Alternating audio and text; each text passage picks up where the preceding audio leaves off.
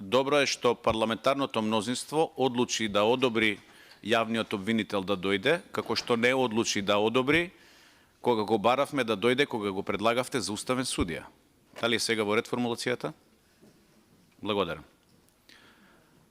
Мислам дека ова што го гледаме јавниот обвинител во оваа сала е добра работа, за да можеме да си ги кажеме некои работи одека што ни се провлекуваат во изминативе години, во изминативе 6 години владење на Социјалдемократскиот сојуз и на ДУИ. Да го видиме омилениот обвинител на власта, човекот кој што е алката во синџирот на криминал и корупција и на партизацијата на институциите.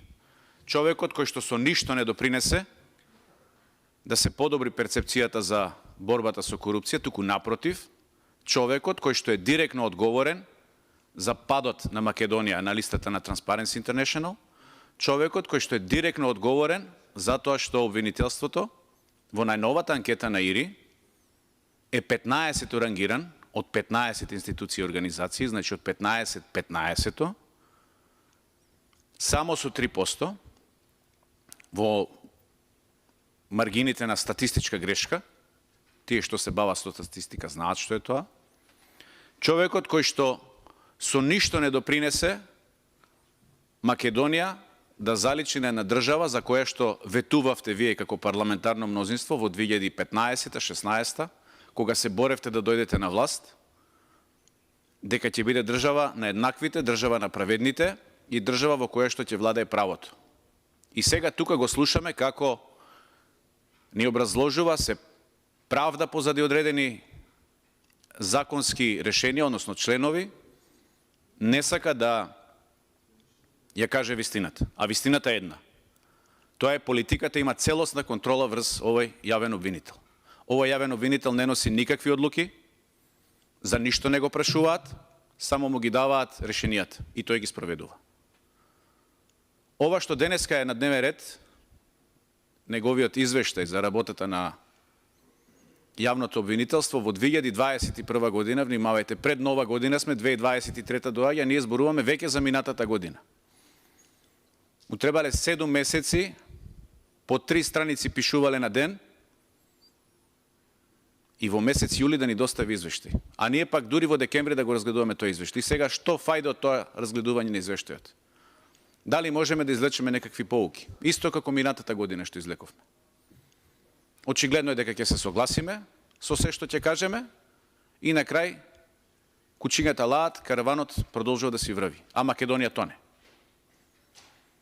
Во овој извештај внимателно го погледнав и минатата година почнав од заклучокот и оваа година. Има заклучок, меѓутоа нема никакви препораки.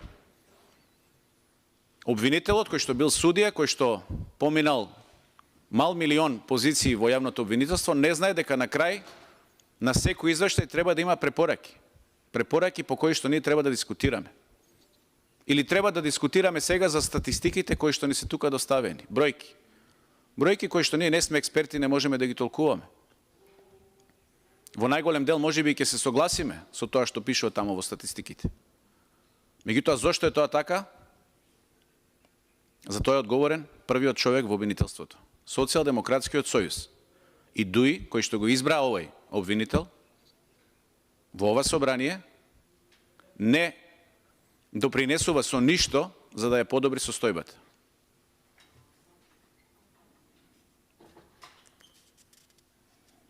Цитирам од извештајот на јавниот обвинител.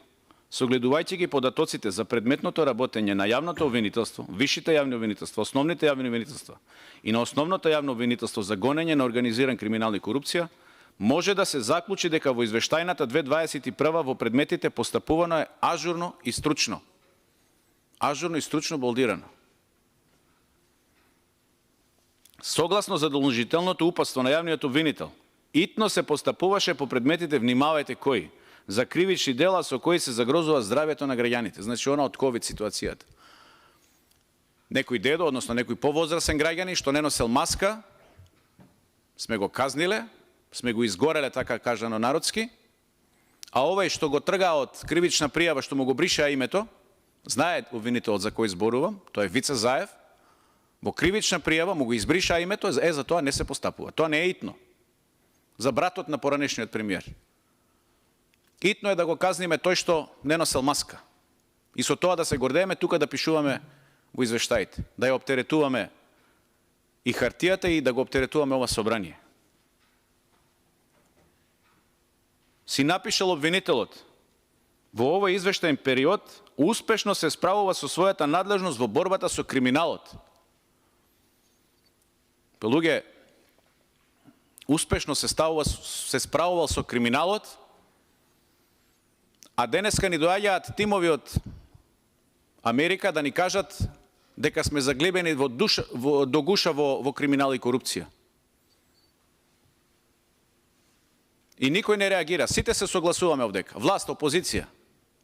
Спасовски го слушам. Требало час поскоро да се почне во борбата со корупцијата.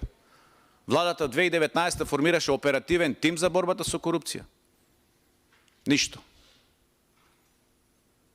Они од дуи ги слушам. Требало да се бориме со корупцијата. Ветинг ќе правеле на судиите и на обвинителите. 20 години. Јавниот обвинител успешно се справувал со криминалот и корупцијата. Па ако е така, зошто ни доаѓаат тимови од Америка? Слушате ли што зборуваме ние како опозиција во изминативе 5-6 години? Или мислите дека ова го правиме само за политички цели? Денеска сме ние, утре ќе си заминеме, денеска сте вие и утре вие ќе си заминете. Прашање е каква држава ќе оставиме на овие идни генерации? Дали ќе се срамиме од тоа што сме денеска, односно вие дали ќе се срамите од тоа што сте денеска, или ќе бидете горди на тоа што сте го направили, односно не сте го направили, а сте можеле да го направите? Тоа е главното прашање. Во извештајот обвинителот кажува дека од 262 предвидени јавни обвинители, функција извршуваат само 172 јавни обвинители. И вчера го слушнав. Пред да биде превземена истрагата, да, обвинителството имало 200 обвинители. Сега и со превземена истрага имаме намален број на обвинители. Зошто е тоа така? Зошто се предвидени 262, а само 172 ја извршуваат функцијата? И зошто во Крива Паланка подолго време нема обвинител? Колку време нема обвинител во Крива Паланка? Љупчо Николовски треба да продолжи да си го шверца тутунот? Или нешто друго е во прашање? Според извештајот, според она што може да видам, во Скопје не достигаат дури 17 обвинители, а единствено нема потреба за пополна во Дебар, како единствена општина. Во анализата, што оваа година ни е доставена, стои дека дури има и потреба од дополнително зголемување на таа бројка, дури 274. Значи сега, кој е точно? 262, 274? Тоа мислам дека треба да се појасни. Како и да е, во овој дел јас се согласувам дека така треба да биде. Меѓутоа, проблемот не е во бројот на обвинителите. Проблемот е во квалитетот на работата. И како тие се насочувани. А како се насочувани, видовме во изборот на онај обвинител за гонење на организиран криминал и корупција, господинот Илјас Абази. Нити го знам, нити го познавам, нити верувам дека некој од вас тука пратеници ве го знаел, а верувам никој од фелата не го познавал. Меѓутоа сите гласале за него, а гласал и јавниот обвинител. И тој гласал, тој ја има златната акција за него, за неговото поставување. Зошто? Затоа што некој така му кажал. Кој е тој што му кажал? Од ДУИ, односно од Социјалдемократскиот сојуз. И Ковачевски најпрвен излегува со честитки за изборот, а после тоа, како американската амбасадорка ни врза два шамари, тогаш излегува и тој запрепастен. Ова е срамота. Јас би се засрамил и веднаш би си поднел оставка после ваков шамар. Ова е шамарање во живо.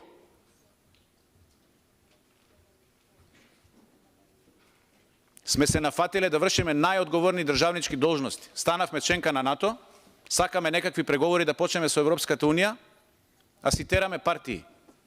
Зошто партии си тераме? За да може криминалот да цвета. Затоа што партиските функционери се длабоко навлезени во криминал и корупција. Само за тоа. За ништо друго. Немој некој да мисли дека нешто друго е во прашање. Во прашање се пари. Многу пари. И парата купува се. Така е купен и овој обвинител тука.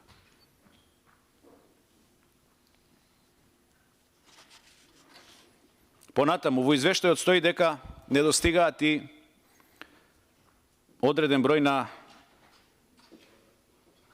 припадници на јавно-обвинителската служба, конкретно во овој за ГОК недостигаат 11, односно се пополнети само 11, а планирани се 20, и ова е најдобра состојба од сите. Во висшето јавно обвинителство во Скопје од 17 имаме пополнето само 3. Во Битол од 11 само 1. Во Гостивар од 12 4. Во Штип од 10 2. Значи вкупно од 50 имаме пополнето само 10. 40 луѓе недостасуваат. И ова е состојба од минатата година. Ништо не е подобрано. Во останатите основни јавни обвинителства од предвидени 234 пополнети се 66. И внимавајте, за секретар во јавното обвинителство од планираните 14 не е пополнето ниту едно работно место. Ова е состојба и од минатата година, од минатогодишниот извештај. Во поглед на пополнетоста и застапеноста на работни места на административни службеници се констатира дека најголемиот број од овие работни места не се пополнети во повеќе јавни обвинителства. Ова е копи-пейст од минатата година. Поради недостиг на административни службеници, еден вработен истовремено работи уписничар, сметководител, записничар и доставувач. 4 во едно. Ништо не е подобрено оваа година.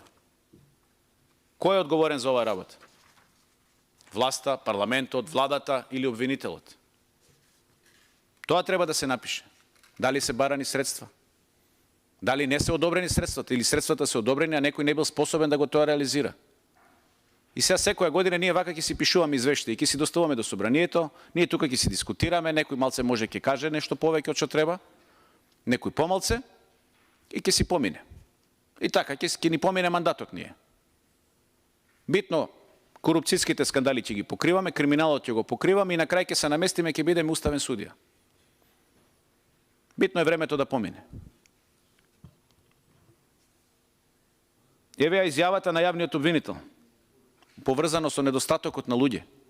За ваквата состојба редовно сум укажувал и конечно пред еден месец владата заклучи дека е неопходно да се преземат конкретни действија и да се обезбедат потребните ресурси за нормално и ефикасно функционирање на обвинителството.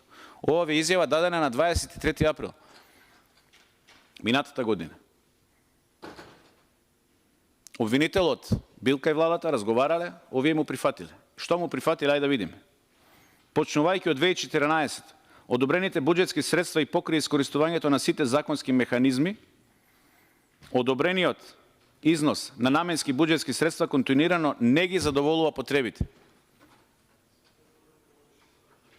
Од тука и во 2021 година обвинителството се соочи со истиот проблем. Недостиг на средства, со што се доведува, внимавајте, во прашање вршењето на функцијата на јавното обвинителство утврдена со уставот и законите. Значи, владата не сака ово обвинителство да функционира. Ова го напишал обвинителот кој што вие како парламентарно мнозинство сте го гласале. Значи, доведена му е во прашање функцијата на функционирање. Ете, тука собрал храброст да ви укаже писмено. Ова извештај во месец јули доставен одека. Од вкупно бараниот износ од нешто помалку од 1 милијарда, еве да не ги читам бројките, денари, кој е побаран во буџетот, одобрениот износ му е само околу 59%. Значи барал милијарда, 59% сте му одобрили. И вчера ја слушаме тука колешката, дека да се согласуваме, треба да го надградуваме јавното обвинителство, сите треба да дадеме допринос. Каде се амандманите за буџетот? Или зошто не е прифатено тоа што е барано од страна на обвинителството? Не сме ја работеле ни таа работа, не ја разбираме. Меѓутоа, ако барал, требало да му се даде. Тој е стручниот. Еве така сте го кажале, дека е стручен, дека е најстручен од сите, па го предложивте и за уставен судија. И се од една страна го предлагаме, кажуваме дека е добар, од друга страна му ги кратиме средствата. Зошто? Затоа што владата не сака ова да функционира. И покрај ова, 3/4 од буџетот на обвинителството му одат за плати, а не се исплаќа. И тоа е запишано во извештајот. Оној специјален додаток, кој што треба да го имаат обвинителите од 35%, и ни се случува да нашите обвинители на државата си ја тужат сопствената држава. Една од тие тужители, односно тужителки, е и поранешната обвинителка за гонење на организиран криминал и корупција, почитуваната Вилма Русковска. И таа ја тужи државата, и на неа и се малку парите. Не викам дека со овие состојби треба да се помириме. Каде се парите што треба да легнат на обвинителството, за да не се случува да имаме тужби? Наши обвинители си ја тужат државата. Каков пример даваме ние сега на останатите? Ако обвинителите си ја тужат сопствената држава за сопствени права, и после треба да плаќаме судски такси, не знам, извршители и така натаму. И од каде одат тие пари? Од буџетот. Кој го полни буџетот? Граѓаните. И сега ќе седиме тука, ќе се гледаме, ќе се викаме да, така е, а ништо не сме превземале. А треба само да изгласаме. За ова ќе имате подршка. Тоа го знаете.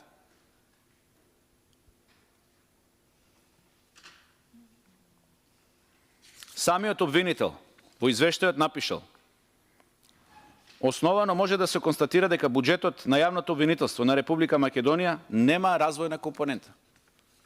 Човекот ви напишал, а никој не реагирал. И ова е обврска на власт, не е обврска на опозицијата. Ваш е обвинителот, вие сте го поставили.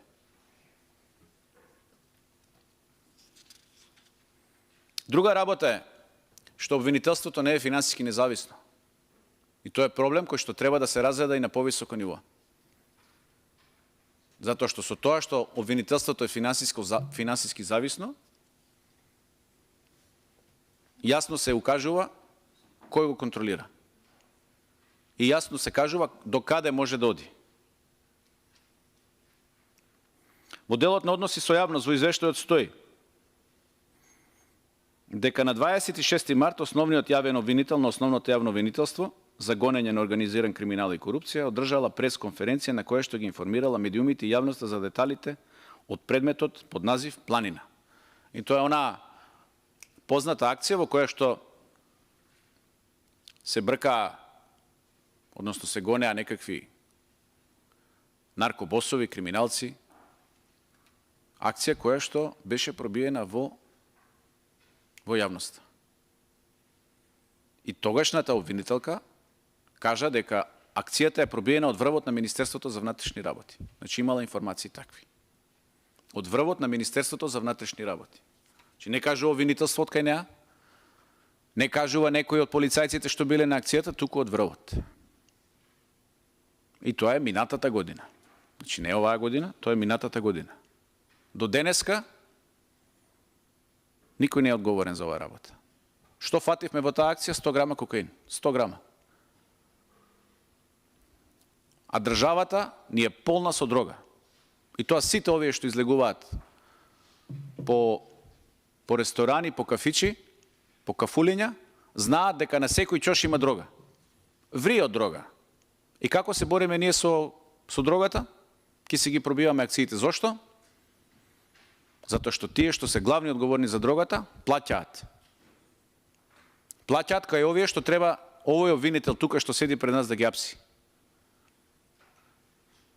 А не ги апси затоа што не му е дозволено. Затоа што не е самостоен во својата работа, не е независен. Напротив, е тотално зависен. Понатаму обвинителката давала пресконференции за домашни и странски медиуми во текот на истрагата. Давала пресконференции,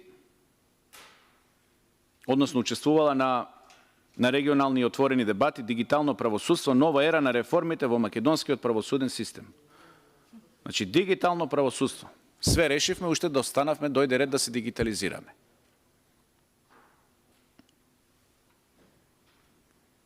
Од ново поднесените кривични пријави во 2021 година откриени биле 666 сторители, а на крајот на годината останале непознати 8500 сторители. Чи 600 откриени, 8500 неоткриени. И сега доаѓаме до првиот дел на моето излагање, каде што викаше обвинителот, односно си ставил во извештајот дека работата ја работеле ажурно и стручно. Јака ажурност. Од 8500 неоткриени, 660 откриени. Секоја чест. Што се однесува до кривичните пријави против непознати сторители, од претходни години, во 2021 откриени се 522 сторители, а на крајот на годината останале неоткриени, внимавајте, фрапантни 59.000 непознати лица. 60.000 имаме непознати, а 500 биле откриени. Ажурно и стручно, цитирам. Така напишал обвинителот во извештајот. Зошто е ова така? Затоа што во обвинителството влада е тотална партизација. И не е само во обвинителството. Целокупниот правосуден систем. Не се овие оценки туку така за џабе пишани. 3% и 4%. Да се срами човек. Да се срами да каже дека доаѓа од Република Македонија. Замислете кога одите надвор на некакви семинари, тука гледам сте напишале во извештајот, обуки сте имали така натаму со обвинителите. Замислете кога одите, седите на маса со тие луѓе таму, кои ќе кажете дека доаѓате од Република Македонија и кои ќе ги отворат овие анкети и кои ќе види 3% правосудство и 4%, односно обвинителство и 4% судство. Вака, не ли ви е срам малку да се засрамите, да имате грижа на совест, дека сте одговорни пред се? Прво плата земате, а и второ, мислам дека со оглед на годините, мислам дека веќе на тие години човек треба да биде и само свесен за тоа што остава позади себе. Кога е помлад човек, не гледа што остава. Меѓутоа, како одминуваат годините, гледа што остава позади себе. Што ќе оставите позади вас? Сте се запрашали ли? Хаос и безредие. За краток временски период Социјалдемократскиот сојуз и ДУИ ги сменија обвинителите за гонење на организиран криминал и корупција. Втор пат се менува. Основниот јавен обвинител од Скопје. Втор пат се менува.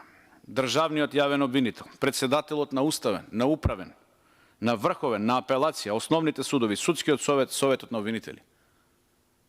Тотална доминација, партиска. Тотална доминација. Реков, златната акција во делот на јавното обвинителство има овој обвинител тука што седи пред нас, што го кандидиравте за уставен судија, а човекот што го кандидирал за уставен судија не е тука да го брани. Да каже две реченици зошто го предложил. Или да каже, чекајте ви од опозицијата, не сте во право. Ова што го зборувате нема врска. Не е така. Успешен е. Лажат анкетите на ИРИ. Лаже перцепцијата на граѓаните. Вие лажете. Како обвинители, наместо да се борите за правдата, вам ви е битно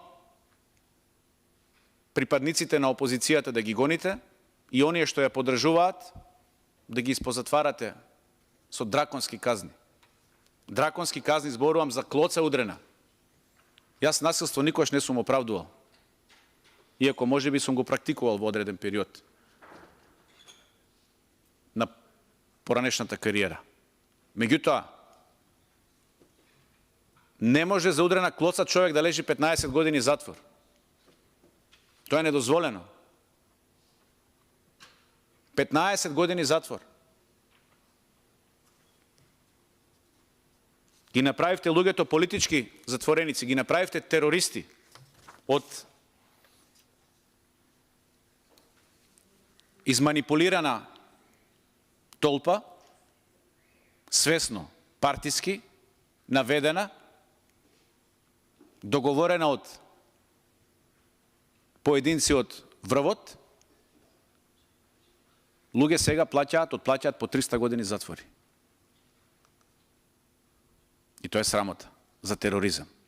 Бомби ни се случуваат овде, дојави за бомби не лажат, не плашат 3 месеци наназад, не можеме да ги откриеме. Тоа е тероризам веќе. Тука веќе може да станува збор за тероризам, затоа што се тревожи цело цело население, цела македонска јавност, децата ни ги тревожат. И затоа треба да има драконски казни.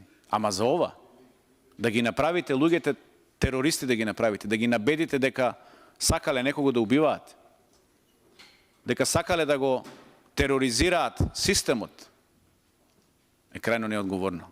И тоа го направи вашата обвинителка за гонење на организиран криминал, која што јавно тоа го призна на едно интервју пред неколку дена, дека е поставена на тоа место само затоа што го одработила случајот како што требало, односно како што се барало, и затоа е наградена на тоа место. Меѓутоа, после употребата, односно откако искористена, таа е фрлена, пуштена низ вода. Дали е така или не, еве вие ќе одговорите. Меѓутоа, мислам дека во моментов кога се дозна дека, односно имаше некои борби тамо за превласт, како што ги нарече пред малку почитуваната колешка Панова, дури тогаш почитуваната Вилма Русковска се сети дека треба да постапува по предметите за Бесатранс, кој го крил решението, зошто не е постапено по тоа решение. Мртви имаме луѓе. Мртви. И тогаш на некој му доаѓа идеја да поднесеме дисциплинска постапка затоа што таа сакала и да покрај Оливер Спасовски да го истражува, да и поднесеме дисциплинска постапка затоа што сакала да го истражува и оној несрекник од финансиски полицаец на кој што му истече мандатот, а сам си поднесе после тоа оставка. И сега, наместо овој обвинител тука да застане позади своите колеги, што би го направил секој лидер, па макар и да била во грешка, тој се откажа од неа. Зошто? Зашто така му рекоа.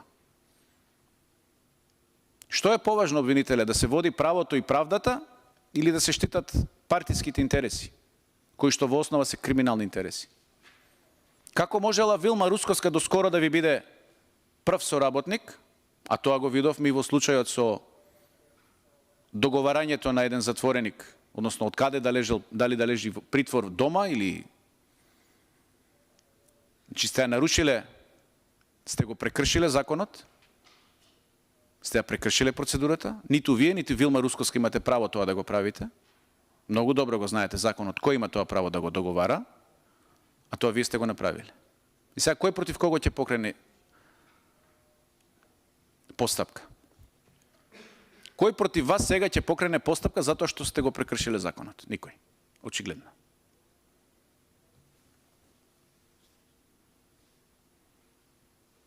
Наместо да се борите против криминалот и корупцијата, вие тоа го стимулирате. Праша колешката, докаде е случајот со бонусите во специјалното јавно обвинителство? По 80-90 илјади евра се земени, по човек. Се прекршија од работа тие обвинители таму. Па сега ни ги ставате дури и више обвинители ќе биваат. Зошто? Затоа што крадеа пари и се договараа со одредени луѓе таму. Наместо да ги избркате од работа, да им поведете ним дисциплински постапки, ние сега разговараме, односно вие одговарате дека тоа требало институциите да го истражат. Па кои институции да го истражат? Парламентот нема истражни надлежности. Кој? Ваша изјавата дека вие за овој случај сте заинтересирани, таа изјава е 2019 дадена. И дека во тек е истрага. 5 милиони евра, ние не знаеме што се случило. Нема одговор. Излезете, кажете, во ред е, согласно сите законски процедури, се исплатени овие средства. Или не е во ред, превземено е тоа и тоа. Не. Зошто? Зашто така е договорено. Да се покријат овие што тогаш глумеат звезди на телевизија, што изиграваа, не знам, ајде да не ги наречам со некој тривијален збор, и така им ги покривте. Ама тоа некако 80.000 евра на оваа влада е стандард. 80.000 евра ги плаќа овие што го продаваат името од историската комисија, така и овие. За борбата што треба да се борат за право и за правдина. Така, 80 до 100.000 евра е цената. Па мала ви е цената. За такви работи. Мала ви е цената. Значи, мислам ти колега претеравте. Не сум претерал. Не сум претерал. Нити обвинителство, ви се молам. Мое правото да кажем што сакам, а јавноста има право да цени. Не ме прекинувајте. Вие овде и го обвинувате и го осудувате. Да, така е. Не обвинувам и не осудувам. Не можете во собранието тоа да го правите. Ви се молам. Изнесувам факти и аргументи. Со малку повеќе со дигнитет. Кажете ми што од сега до сега што изнесов не е така. Што не е така што кажав до сега? Значи, ништо од ова што го зборите не е работа на собранието и на парламентарците. Вие не сте ни суд, нити обвинителство. Ви се молам, дајте малку. Што не е работа на Што не е работа на парламентот, ќе ве молам? Законодавна ли власт е ова? Дали ние треба овдека да разгледуваме извештај на јавното обвинителство? Но ви се Пред молам, кого одговара јавниот обвинител? Многу добро знам што зборувам. Јавноста нека цени дали сум во право или сум грешка. Затоа што овие извештаи мене ме болат што стигаат. Оти јас сакам да продолжам овде да живеам, сакам моите деца да продолжат да живеат овде во оваа држава, а не да бегаат и да се иселуваат, како што тоа го прават сега. Затоа што на власт дојдовте и вие, целото ова парламентарно мнозинство со лаги и со измама, дека ќе воведете ред и правда во оваа држава. А што видовме? Дали тоа го гледаме во овој момент? Еве го резултатот. Странските анкети ни кажуваат. Не кажуваат анкети нарачени од ВМРО ДПМН. Странските анкети кажуваат оти само 5% веруваат ако ВМРО дојде на власт оти нешто ќе смени. Ако колешке, вака сега, ако сакате земете реплика, одговорете. Ќе ве молам. Ако толку кажувате за ВМРО ДПМН, ајде на избори да излеземе, да се соочиме, ќе видиме што ќе кажат анкетите на граѓаните. Понатаму, во делот на борбата со корупцијата имате изјава на надлежен државен орган, директорката на дирекцијата, односно на Државната комисија за борба со корупцијата, која кажува дека само 3 пријави се произлезени од досегашните 165 иницијативи. Што кажува тоа? Кај ни е проблемот? Или во поднесувањето на пријавите, или во неефикасноста, односно неефективноста на обвинителството. Ама некаде некој затаил. И ова не може да се префарла сега дека некој друг не ги мести овие процеси. 6 години сте на власт. 6-та. Кој е виновен за овие работи и состојби? Ке понесе ли некој конечно одговорност во оваа држава за нешто? Очигледно е дека не. Докаде е истрагата со Ден Дончев? Минатата година прашавме. Во државата ли е човекот? Сите го гледаа како ги зема парите. На видео. Никој не знае. Обвинителството си молчи, никој не прашува. И сега ние као пратеници немаме право да прашуваме, оти не сме били истражен орган. И пајде да си молчиме. Не знам зашто сме и дошли денеска. Докаде е истрагата во Фондот за иновации и технолошки развој? Или со тоа што сменивте неколку директори, мислите дека ќе се заборави? Ништо нема се заборави. Еве јас ви ветувам. Ќе се истражи до последен детал каде се трошени парите. А сите знаат каде се трошени парите. Се трошени на функционери на Социјалдемократскиот сојуз, кои што пола ги земаат за себе, пола ги даваат во партијата. И ова ли е лага?